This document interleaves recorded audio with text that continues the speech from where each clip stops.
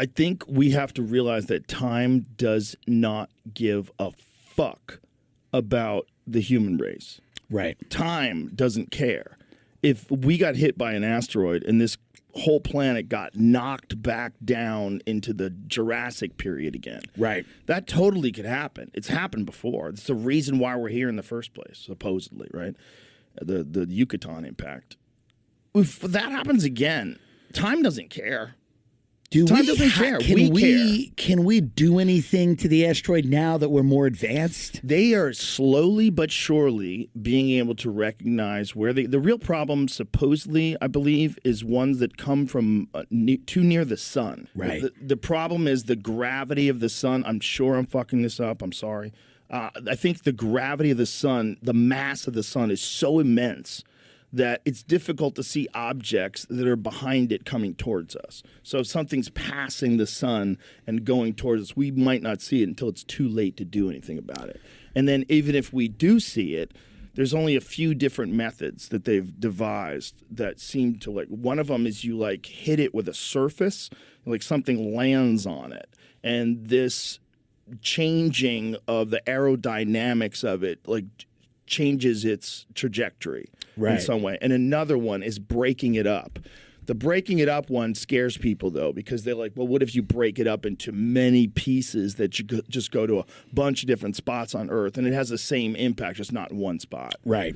Like you might actually, maybe it would have landed in the ocean, and most people would survive. You might know more than I do, but we haven't had a really destructive asteroid impact in a long time. It's a timeline thing, dude. Right. Our timeline is our lifetime, and it's so long for a person, and it's so nothing for space. Right. It's so nothing. It literally is nothing. Right. Our timeline is 100 years for a human timeline. The Earth is 4 point whatever billion years old. The universe, there's all these arguments now. The universe is even older than 13.7 billion years ago. I'm not really smart enough to understand. It's something about the forming of the galaxies. They seem to form quicker. That wouldn't be possible if the Earth was only, or if the universe was only 13.7 billion years. But Brian Keating doesn't agree with it, so maybe he's right. I don't know who's right. What he said, this guy Gupta said, there are properties of galaxies. They're rotating. They're appearing too early on in the universe's early history. To have developed into the spiral characteristics and the population distribution of them is too numerous to have occurred in a universe that's only, quote unquote, 13 billion years. And you actually said that. You said, I always thought, 13 billion is a pretty big number. Now they're saying 27. So what's the difference? But there's a big difference, because implicit in that criticism is that there are flaws and imperfections in how we understand the Big Bang. Either way, we're 100 years of nothing. It's so quick.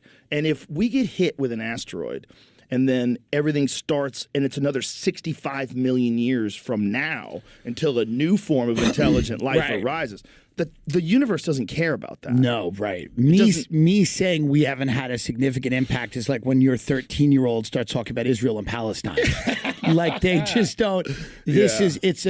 I sound ridiculous because it's literally, I've been on the planet 38 years, and I'm like, we haven't had anything. As you get older, you get old enough to realize this hustle. You get, this is a hustle. You're pretending like you can do something. Right. You're pretending like you're going to make a life and leave a mark and all. You're just moving. Right. And you're going to be gone, and new people are going to move into that, and everyone's affecting everybody, and we're all working towards some weird goal. Right. And some of it involves rockets and computers, and we're just building wilder and wilder technology. But I don't know if we can escape before something hits. And I have a feeling that's what's happened many times in the past. I think that's the biggest key to the mystery of people. And you think that we may have gotten to this point? I think we definitely did. Where people were podcasting in ridiculous coats. Yes. And then something comes and ruins it. Yeah. And then it takes billions of years to get back to that. Millions. Millions. To get back to that. Not really millions. I think probably whatever the Egyptians were doing, I think they were the most advanced civilization that ever existed. That's what I think.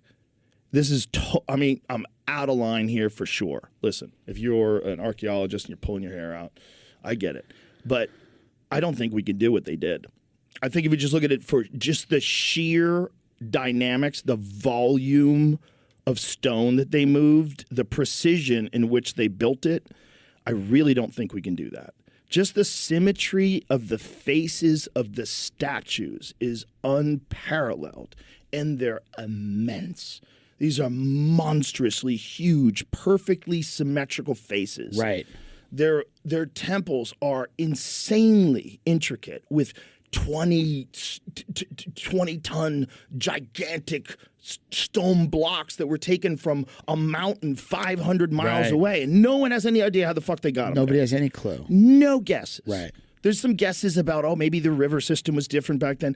Whatever. How are you getting that 50-ton chunk of granite out of a fucking mountain and moving it down, even with modern equipment? How are you getting it over the mountain? So it seems like you don't even have roads. What are you doing? They were incredibly advanced. Incredibly advanced. With math, with science, with technology. Certainly with geometry.